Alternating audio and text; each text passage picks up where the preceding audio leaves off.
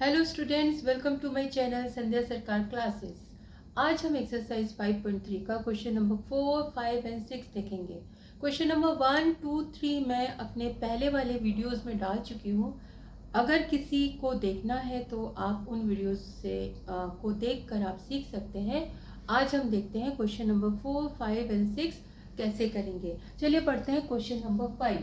How many terms of the AP 9, 17, 25 must be taken to give a sum of 636।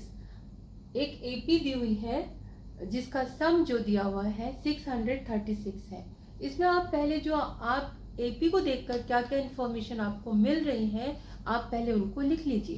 तो सबसे पहले information हमें AP को देख के पता चलती है कि इसमें जो A है वो कितना है 9 means A means first term is 9।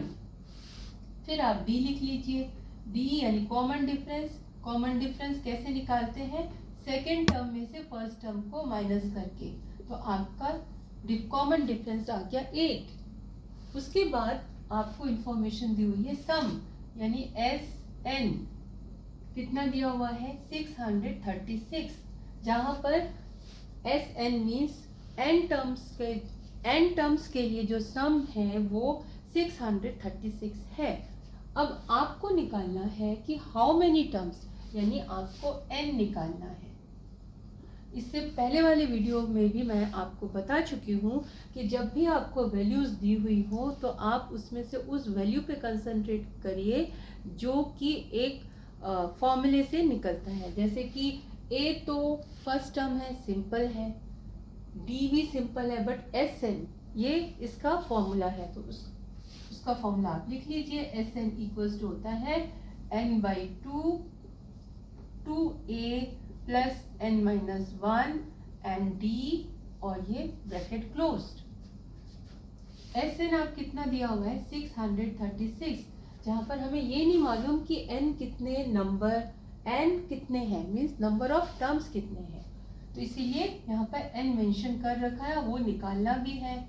यहाँ पर ब्रैकेट स्टार्ट कर लीजिए। 2 इंटू a आपको पता ही है कितना है 9 प्लस n तो आपको निकालना है, d अभी आपने निकाला है 8 पुट कर दीजिए, ब्रैकेट क्लोज्ड।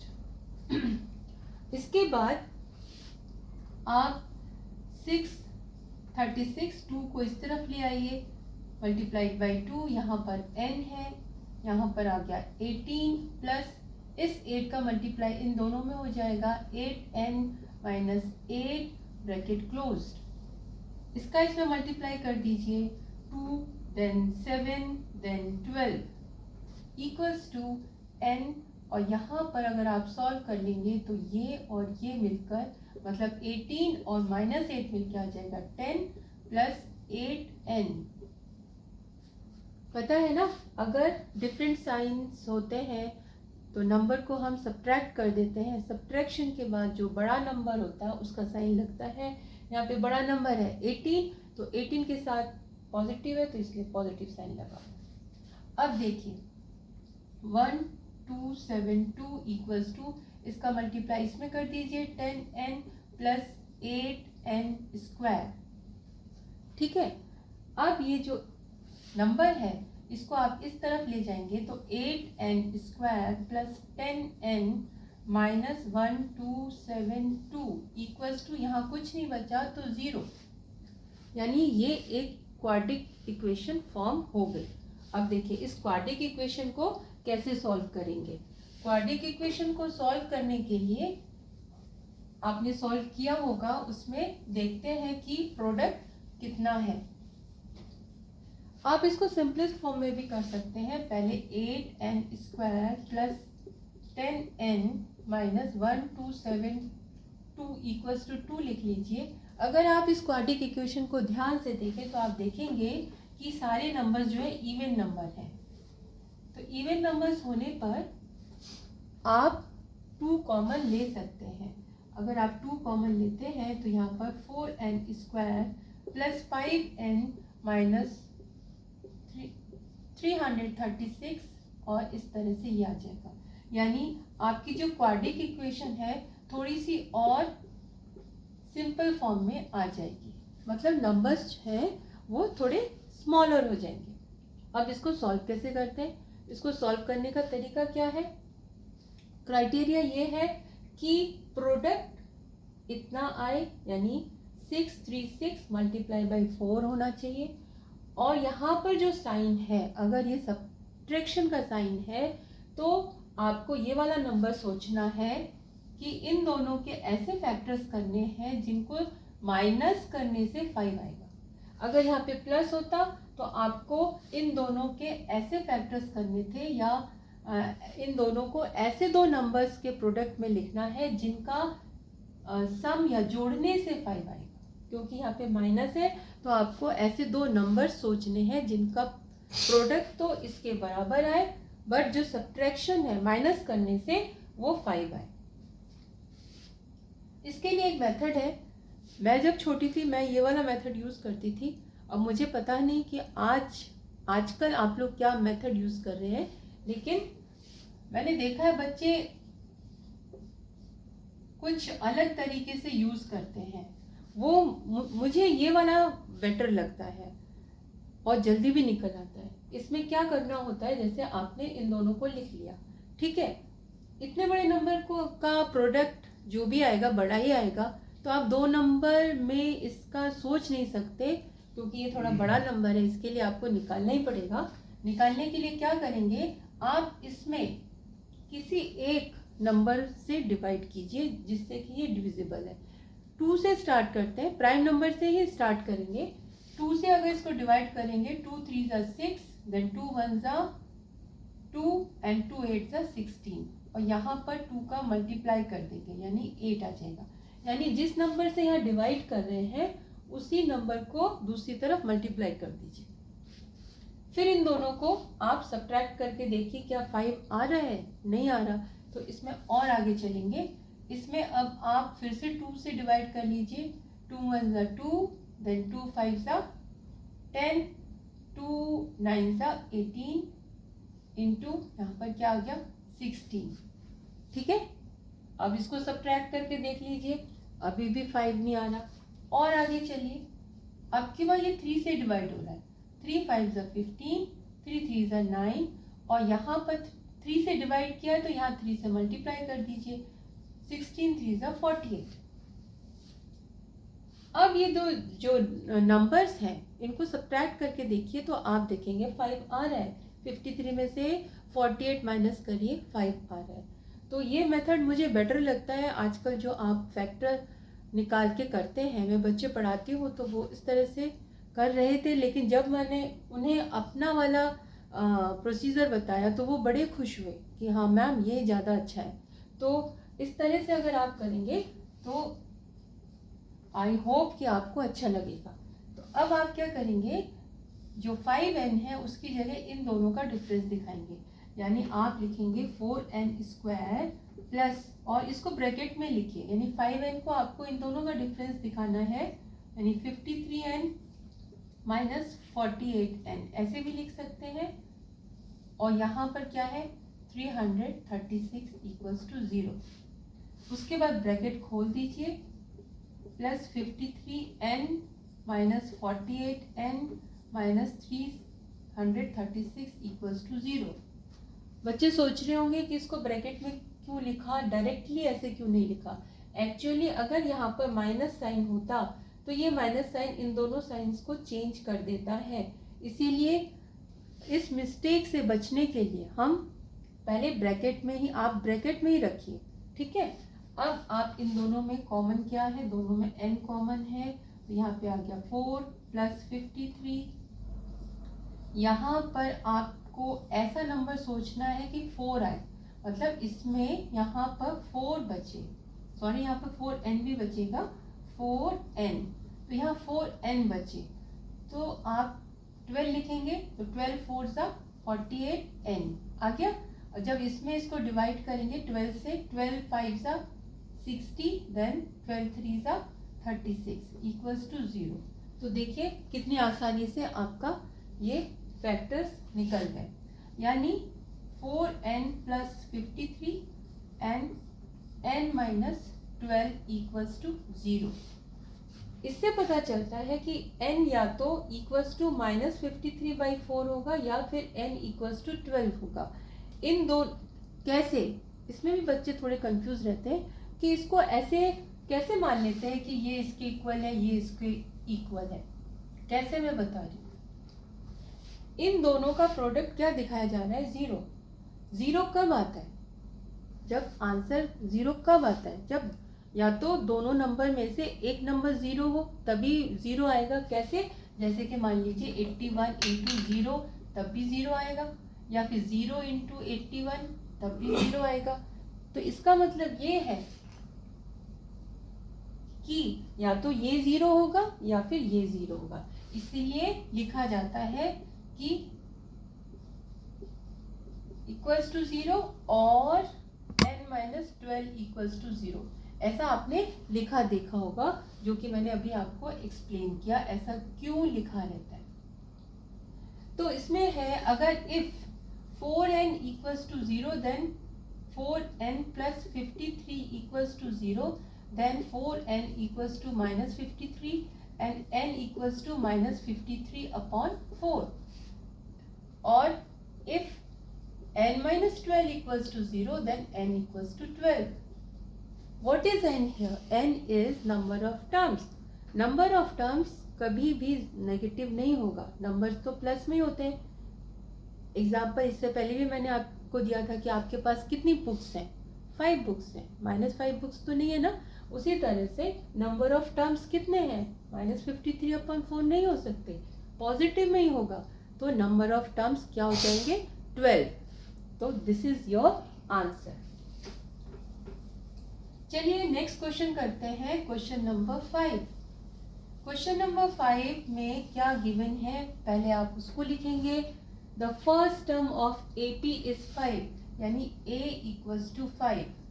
फर्स्ट टर्म को A से मेंशन करते हैं।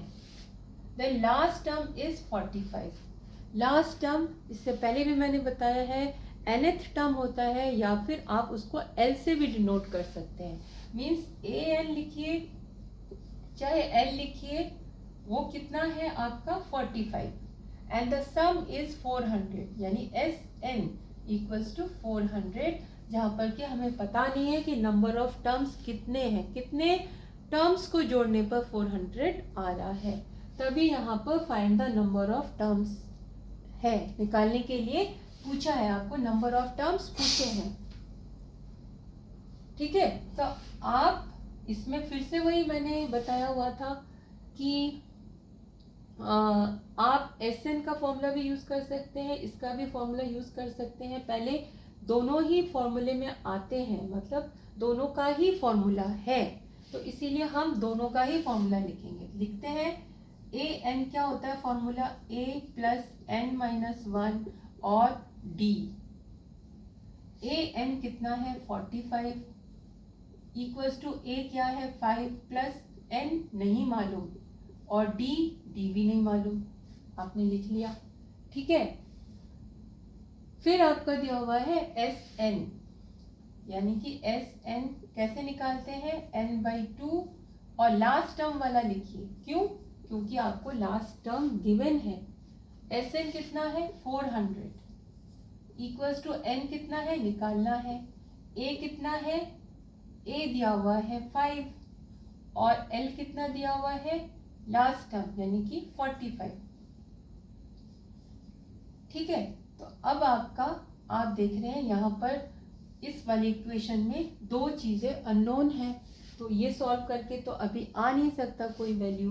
तो इस वाले में देखिए सिर्फ एक ही चीजें अननोन है, तो आप इसको सॉल्व करेंगे। यहाँ पर आ जाएगा 800 equals to 5n, sorry not 5n, इन दोनों को ऐड कर देंगे n इंटू 50 और n इक्वल्स टू 800 अपॉन 50। 0 से 0 कैंसिल हो गया, 80 में 5 को डिवाइड करेंगे तो आपका क्या आ गया? 16। ठीक है, अब आपका n यानी नंबर ऑफ टर्म्स 16 आ गया।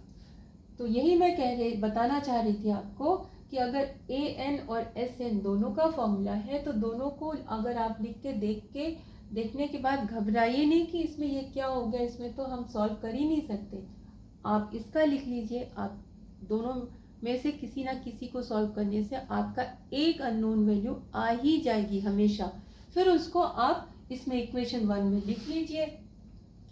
45 इक्वल्स टू 5 प्लस n कितना था 16 माइनस 1 d निकालना ही है। 45 को यहाँ पर लेके आइए इक्वल्स टू यहाँ 15 d आ गया, यानी 40 इक्वल्स टू 15 d, यानी 40/15 और यहाँ पे d 5 से कैंसिल कर दीजिए। ये अगर आपका डिफरेंस आ गया 8/3। आई थिंक आपको ये सॉल्व करना आसान आता होगा। मैंने इससे पहले वाले वीडियोस में जिसमें क्वेश्चन नंबर 1 और 2 बताया है, उसमें सॉल्व करते वक्त पूरी तरीके से एक्सप्लेनेशन दी है जिससे आप मिस्टेक ना करें। इसमें भी फिर से बता देती हूँ, d की वैल्यू निकालनी है तो इसीलिए d के साथ जो है उनको हम पहले रिमूव करेंगे, मतलब इक्वल्स टू के दूसरी तरफ ले जाएंगे। इसको लेके आ गए यहाँ पर 40 आ गया, ये बचा d के साथ 15 का मल्टीप्लिकेशन हो रहा है, दूसरी साइड जाएगा तो डिवाइड हो जाएगा, d आ गया आपका 8/3। तो ये क्वेश्चन भी आसानी से सॉल्व हो गया। अब आते हैं क्वेश्चन नंबर 6 में। ऐसे क्वेश्चन देखने में टफ लगते हैं, मगर आप ध्यान से पढ़ोगे इसे और जो भी वैल्यूज दी हुई हैं उनको आप लिख लोगे तो आपको आइडिया हो जाएगा कि किससे लिखना है। वैल्यूज को लिख लीजिए, उन वैल्यूज में से ढूंढ लीजिए कि वो कौन से वैल्यूज ऐसे हैं जिनका की फॉर्मूला भी है। तो अब देखते हैं इसमें क्या होता है। फर्स्ट टर्म दिया हुआ है, फिर से फर्स्ट टर्म है, फर्स्ट टर्म को a से डिनोट करते हैं 17, लास्ट टर्म यानी an कितना दिया हुआ है 350, इसको हम l से भी लिखते हैं, लिख लिया मैंने। आपको d भी दिया हुआ है यहाँ पर 9। अब आपको निकालना है हाउ मेनी टर्म्स। बस क्वेश्चन नंबर शायद 2 में इस तरह के क्वेश्चंस हैं, बट उसमें क्या है उन्होंने मेंशन करके दिया होगा कि d इतना है, a इतना है। इसमें क्या है आपको वर्ड प्रॉब्लम में दे दिया और कोई डिफरेंस नहीं है। इसमें भी आप देखिए a सिंपलेस्ट फॉर्म में है, क्यों, फर्स्ट टर्म। d भी सिंपल ही होता है, डिफरेंस कोई कॉम्प्लिकेटेड फॉर्मूला नहीं होता। इन तीनों में फॉर्मूला होता है तो होता है लास्ट टर्म का। वो क्या है, वो होता है an equals to a plus n-1 और d।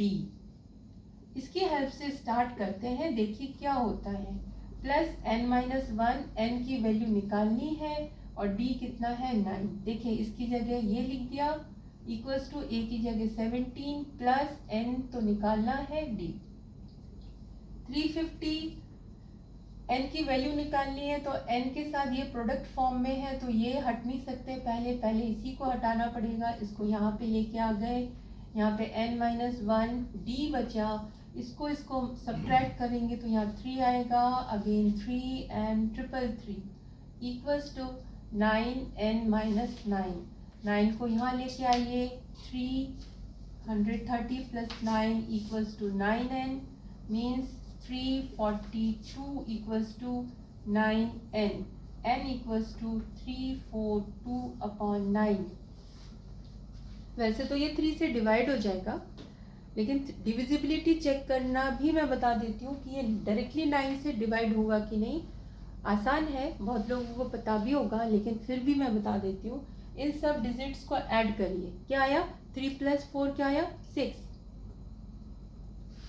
जस्ट अ मिनट, यहाँ पे 2 आया 4, हाँ 7 2, तो ये कहीं ना कहीं मिस्टेक है। 350 equals to 17 plus n-1 into d, n-1 9n-1 17, 17 को यहाँ पर लेके आए आप, यहाँ पर आ गया आपका 350 और 17 333। ठीक है, पेंसिल कर लेते हैं, ये आ जाएगा आपका, ये कैंसिल हो रहा है 3 से, नहीं अच्छा हाँ सॉरी, 4 and 3 7 है, 7 and 2 9 है, तो 9 से कैंसिल हो जाएगा। I thought I have done mistakes in calculation, but it's correct. 342, if you add 342 you are getting 9, and 9 is divisible by 9, so it will be divisible by 9। अगर इन digits को add करने पर 9 आता है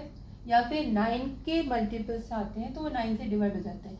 तो यहाँ पर क्या आ जाएगा, 9 3 27 एंड 9 8 42, यानी नंबर ऑफ टर्म्स आपके कितने आ गए, 38।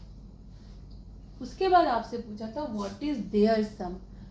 देयर सम मीन्स 38 टर्म्स के जो सम्स हैं उनको बताना है। तो एस एन यानी S38 आपका हो जाएगा n/2। पहले n के फॉर्म में लिख लेते हैं फॉर्मूला, और a प्लस यहाँ पर लास्ट टर्म यूज करते हैं, ठीक है। तो S38 मीन्स 38 टर्म्स का सम इक्वल्स टू 38/2। a कितना था 17 प्लस लास्ट टर्म था 350, इसका 19 हो जाएगा। 19 मल्टीप्लाइड बाय, इसको ऐड कर लीजिए, ये आ जाएगा 367। S38 इक्वल्स टू, इसको मल्टीप्लाई कर लीजिए, 19 6 3 6 54 0 6 27 एंड 6 33 मल्टीप्लाइड सॉरी क्रॉस 7 6 3 3 7 9 6 6973। ये होगा टोटल 38 टर्म्स का।